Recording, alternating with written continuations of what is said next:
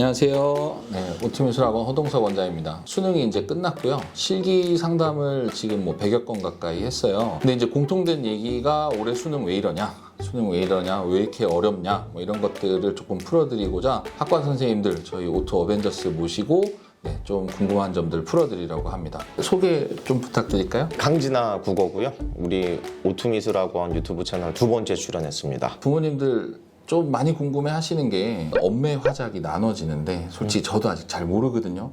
그 학과 쪽이 왜 어떤 거는 점수가 잘 나오고 어떤 건 좀 덜 나오는지 이런 거부터 간단하게 좀 소개를 해주시죠.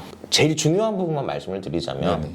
우리 미술하는 학생들한테 필요한 것은 엄매니까 엄매하세요. 화작은 공부할 게 적다는 공부를 거의 안 해도 돼요. 공부할 것이 거의 없다라는 장점이 있는데 점수가 안 나옵니다. 다만 우리 미술하는 학생들은 점수, 고득점이 중요한 학생이기 때문에 네네. 중요한 상황이기 때문에 언어와 매체를 필수적으로 선택을 해야 된다. 홍대 같은 경우는 수시를 보고 나면 그러면 점수를 맞춰야 되는 친구들도 있는데 그러면 수시 보고 수능 점수 커트만 맞추면 된다 이런 학생들은 화작이 유리할 수도 있겠네요. 아, 그렇죠. 네네. 근데 공부할 양이 적고 안 해도 되면 논리나 이해력으로만 풀 수 있다는 건데 근데 왜 점수가 그렇게 안 나오죠? 말과 글의 차이입니다. 일단 올해 수능 크게 중요한 지문이 3지문이 나왔는데 어떤 중요한 부분들, 필요한 부분들을 이제 발췌를 해서 정보들을 수집을 하고 정보를 기록하는 것을 유서라고 이야기를 네네. 하는데 유서와 관련된 첫 번째 지문이 나오게 됐고 그리고 두 번째 이제 법 지문이 나오게 됐어요. 네네. 손해배상에 관련된 법 지문이 나오게 되고 그리고 세 번째가 일단 우리 요즘 다이어트 관심 많잖아요. 체중과 관련된 기초대사량과 관련된 생물 지문이 등장을 하게 됐는데 그런데 이 부분을 읽어내는 학생들도 화법과 작문에서 화작은 사실 그렇습니다. 그냥 우리 학교 앞에서 계속 교통사고가 나. 그래서 여기를 신호등을 설치하느냐 마느냐에 대해서 교장 선생님 모시고 학부모 대표님 모시고 그리고 구청 관계자 모시고 설치할까 말까 이 고민을 하면서 이제 이렇게 회의하는 내용이 들어갑니다. 다시 말씀드렸듯이 말과 글의 차이. 글은 중요하니까 반복을 해줘요. 네네. 자, 그러면 올해 국어 트렌드를 조금 얘기를 해주세요. 작년보다도 어려웠다는 얘기도 있고. 자, 일단 두 가지식으로 말씀을 드릴게요. 일단 전략을 잘 세우셔야 돼요. 지금 현재 나한테 필요한 것이 무엇이고 내가 점수를 올리기 위해서 집중해야 되는 부분이 무엇인지에 대해서 생각을 해줘야 됩니다. 네네. 비문학이 시작이 돼요. 1번부터 17번까지.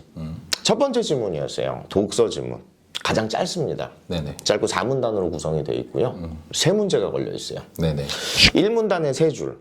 독서의 의사소통과 관련된 얘기였어요. 2문단에서 나오는 얘기가 요인이 2가지가 나와요. 네네. 이것이 1번 문제에 달려 있어요. 해결을 하면 바로 2번 문제 넘어가야 되겠죠. 네네. 3문단에 2번 문제와 관련된 얘기가 있어요. 네네. 그러면 이제 4문단입니다. 4문단은 3번 문제겠죠. 시간 낭비하면 난 너무 안타까워. 그래서 문단이라는 부분은 각 문단별로 중심 내용이 하나씩이잖아. 네네. 2문단에서 1번 문제 나오고 3문단에서 2번 문제 나왔으면 마지막 4문단에서 3번 문제 나오겠죠. 네네. 그런데 학생들은 계속 왔다 갔다 해. 한 문단에서 문제는 한 문제만 나와요. 자, 그래서 첫 번째 질문은 이렇게 3분 컷. 자, 이제는 77분이 남은 상황입니다. 그래서 두 번째 질문, 아까 전에 말씀드렸던 유서예요. 복합 질문으로 나오게 됐는데 가와 나 2개 질문으로 나오게 됐어요. 일단 길이가 가장 길었기 때문에 학생들이 부담을 가장 많이 느끼는 질문이었어요. 지난번 영상에서도 말씀을 드렸어요. 사설 모의고사들, 여러분들이 지금 기출문제가 부족해서 풀고 있는 사설 모의고사들은 문제를 만드는 창작 목적이 판매에 있죠.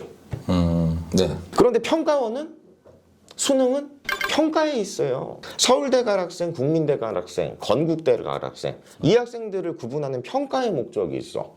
평가의 목적이 있는 시험들은 중요한 부분에서 문제를 내게 돼요. 네. 이 2개 지문의 핵심은 유서를 만들 때 일단 첫 번째는 중화사상이었어요. 지금 수능을 좀 풀어보고 내 얘기를 들으면 직접적으로 와닿을 거야. 여기서 한 문제 냈어요. 그리고 나머지는 어휘 문제야. 이렇게 하면 끝나는 부분이에요.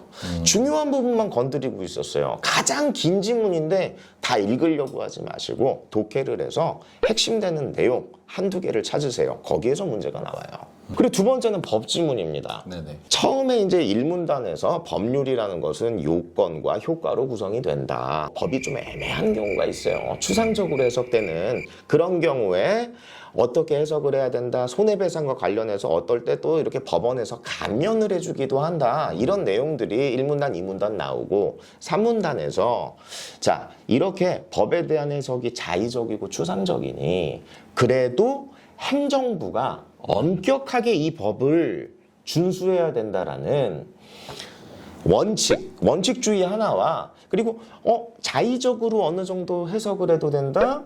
자기에게 재량이 있다라는 재량주의가 3문단에서 언급이 되고 그리고 4문단에 계속 재량이란 단어가 가장 많이 나오게 돼요. 첫 번째 문제 재량만 찾으셨으면 돼. 마지막으로 뭐 과학지문 학생들이 가장 많이 틀렸었던 문제가 15번 문제예요. 대사체중이라는 게 있어. 그럼 우리 체중에 0.75라고 나와 있어요. 우리 체중의 0.75라는 얘기는 우리 체중의 4분의 3이라는 얘기죠. 맞아요. 틀린 거 고르라는 얘기고. 그럼 우리 체중의 4분의 3이 기준이 된대.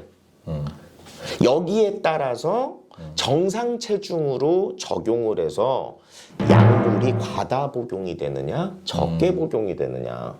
이 부분에서 학생들이 이제 멘탈이 깨졌어요. 그다음 이제 문학 파트로 넘어가서 첫 번째 조이완의 채척전 이거 뭐 고1 교과서에서도 대거 들어가고요. 여러분들 반가웠지?